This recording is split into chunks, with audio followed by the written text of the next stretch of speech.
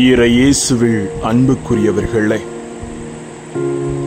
கல்லறை தினம் இன்று நாம் சிறப்பிக்கின்றோம். திரு அவை நமக்கு ஆழமான சிந்தனையை சொல்லித் தருகிறது. இறப்புக்கு பின் வாழ்வு இருக்கிறது, மரணத்தின் பின்னும் தொடரும் அன்பு என்ற ஒரு தெளிவுரையை இன்று வார்த்தையோடு சிந்திக்க இறைவன் அழைப்பு விடுக்கிறார். 1000 ஆண்டுகள் வாழ வேண்டும் என்னும் மனிதர்களின் ஆசையை இறப்பு அசைத்து பார்த்து விடுகிறது. 60களை தாண்டுவதே இயலாத காரியமாக மாறிவிட்ட இன்றைய கால சூழலில் இறப்பு நம் அருகே படுத்து கிடக்கிற உண்மை என்பதை ஏற்றுக்கொள்ள மறுக்கின்றோம். ஏனென்றால் நமது வாழ்வில் அனைத்து இறந்தோர் தினத்தை கொண்டாடுவதன் நோக்கம் இறந்தோரை நினைவு கூர்ந்து அவர்கள் தங்கள் பாவத்திலிருந்து விடுதலை பெறும்படி மன்றாடுவதை மக்கபீர புத்தகம் 2:12-38-45 சொல்லுகிறது. சாவை வெற்றி கொண்ட இயேசுவோடு இணைந்து வாழும்போது நாமும் சாவை வெற்றி கொள்வோம் என்ற நம்பிக்கையை பெறுவதாகவே அது நமக்கு அமைந்திருக்கிறது. சாவுக்கு பின் வாழ்வு, உயிர்ப்பு உண்டென்று இஸ்ரேல் மக்கள் விசுவசித்தனர். இந்நம்பிக்கை பழைய ஏற்பாடின் இறுதி காலகட்டத்திலும் ஆழமாகவே இருந்தது. 2 மக்கபேர் 7:9 நாங்கள் இறந்த பின் என்றென்றும் வாழுமாறு அனைத்துலக அரசர் எங்களை உயிர்த்தெழ செய்தார். இந்த நம்பிக்கைக்கு செயல் வடிவம் கொடுத்தவர் இயேசு. சாவை வெற்றி கொண்டு இறப்புக்கு பின் உயிர்ப்பு உண்டென்ற உண்மையை உலகிற்கு அறிவித்தவர். இதைத்தான் இன்று நாம் நினைவோடு கொண்டாடுகிறோம். சாவு முடிவு இல்லை என்பதை வள்ளுவனே அழகாக சொல்லுகிறான். உறங்குவது போலும் சாக்காடு, உறங்கி விழிப்பது போலும் பிறப்பு. இறப்பு என்பது உறங்குவதை போன்றது, பிறப்பு என்பது உறங்கி விழிப்பது போன்றது என்பதை அழகாக நமக்கு உணர்த்துகிறார். எனவே நாம் இதை முழுமையாக அறிந்து வாழ வார்த்தை அழைக்கிறது. வார்த்தையோடு கடந்து சிந்திக்கலாம் வாங்க. Praise the Lord. இயேசுவுக்கே புகழ், இயேசுவுக்கே நன்றி. அன்பார்ந்தவர்களே, இறைவனின் அருட்கரமும் அருளாசிரும் இன்றைய நாளில் உங்களை முழுமையாக வழிநடத்த உங்களை நான் வாழ்த்துகிறேன். இன்றைய நவீன உலகம் வாழ்வை வெறும் அனுபவங்களின் தொடராகவே காண்கிறது. வெற்றி, வசதி, புகழ், தொழில்நுட்பம் என்று மனிதன் பறக்கின்றான். ஆனால் ஒரு நாள் மரணம் நம்மை நின்று கேட்க செய்கிறது. இந்த வாழ்வின் அர்த்தம் என்ன, இதற்கு பின் என்ன என்ற ஒரு கேள்வியை நமக்கு உணர்த்துகிறது. கல்லறை தினம் இந்த கேள்விக்கான தெய்வீக பதிலை நமக்கு அளிக்கிறது.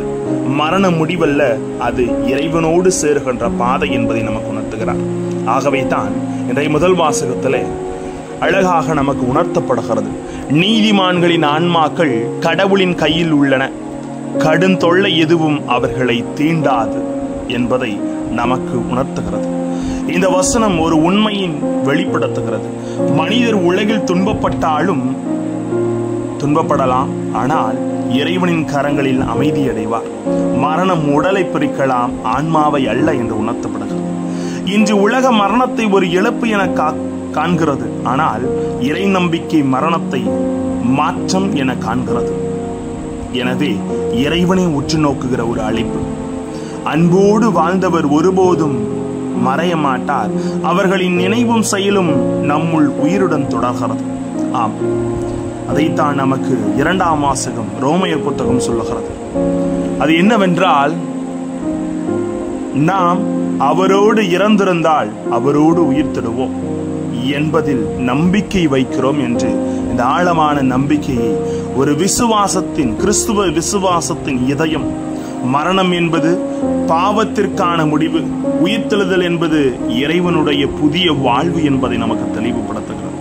இன்றைய நவீன மனிதனுக்கு மனிதன் உடலை மேம்படுத்த தொழில்நுட்பத்தை பயன்படுத்துகிறான், ஆனால் ஆன்மாவை புதுப்பிக்க மறந்து விடுகிறான். இயேசுவோடு ஒன்றிணையும் போது, அவரோடு ஒன்றிணையும் போது தான் நம் வாழ்க்கை புதிதாகிறது. நம்மை அழைக்கின்றார் இறைவன்.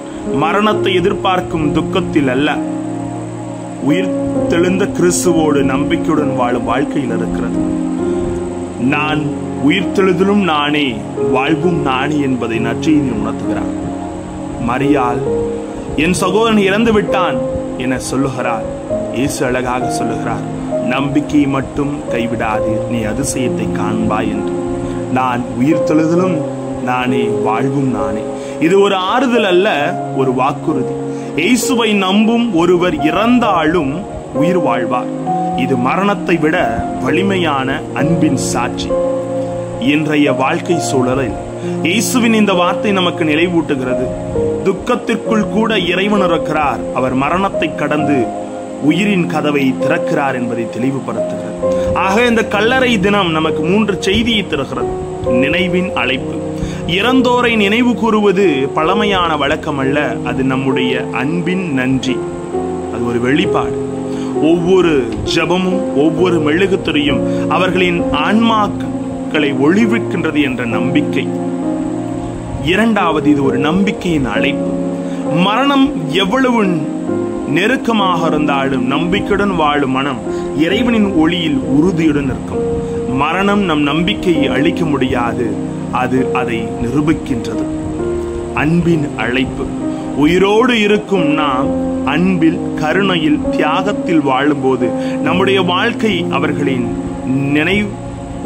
நினைவாக்கி விடுகிறது என்பதை உணர்த்துகிறார். ஆகவே தான் திரு அவை நமக்கு கற்றுத்தருகிறது.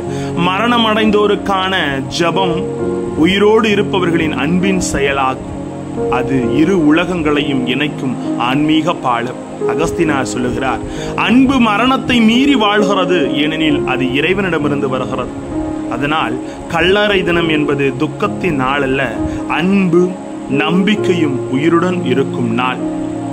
இயேசு மரணத்தின் கதவை திறந்து நம்மை நித்திய வாழ்வின் நம்பிக்கையை நமக்கு கொடுக்கிறார்.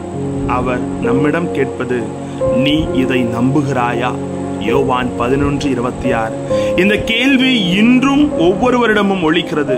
நாம் ஆமா ஆண்டவரே, நான் நம்புகிறேன் என்று சொல்லும் போது அது நம் வாழ்வின் வாக்குறுதியாக மாறுகிறது. மரணம் நம்மை பிரிக்காது. கிறிஸ்துவில் நாம் மீண்டும் ஒன்றாக ஒரு பாலமாக இருக்கிறது.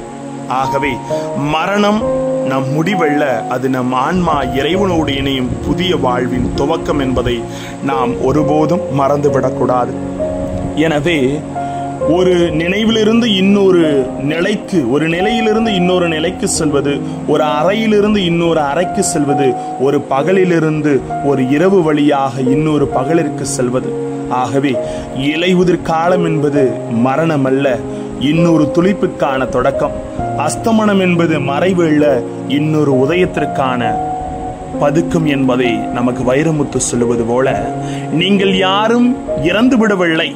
மற்ற மனிதர்களை உண்மையாகவே அன்பு செய்த யாரும் முழுவதும் இறந்துவிட முடியாது. எனவே ஒவ்வொரு பிறப்பும் இந்த பூமிக்கு ஒரு பாடத்தை கற்க வருகிறது. ஒவ்வொரு இறப்பும் இந்த பூமிக்கு ஒரு பாடம் சொல்லிவிட்டு போகிறது. வாழ்க்கையின் நாணயத்திற்கு மரணம் முத்திரை தான் பதித்து கொடுக்கிறது. அதை கொண்டு தான் விலைமதிப்புள்ள வாழ்க்கையை வாங்க முடியும் என்பதை நமக்கு அழகாக எழுத்தாளர்கள் சொல்லியிருக்கிறார்கள். எனவே இறப்பை நாம் 2 வகையில் அணுகலாம். ஒன்று மனித பார்வையில் அணுகலாம், இன்னொன்று கடவுள் பார்வையில். இதை உணர்ந்த மனிதன் நிச்சயமாக வாழ்வின் அர்த்தத்தை உணர்ந்து கொள்கிறான் என்ற ஒரு மேன்மையை இன்றைய வார்த்தை வழிபாடு நமக்கு தெளிவுபடுத்தியிருக்கிறது.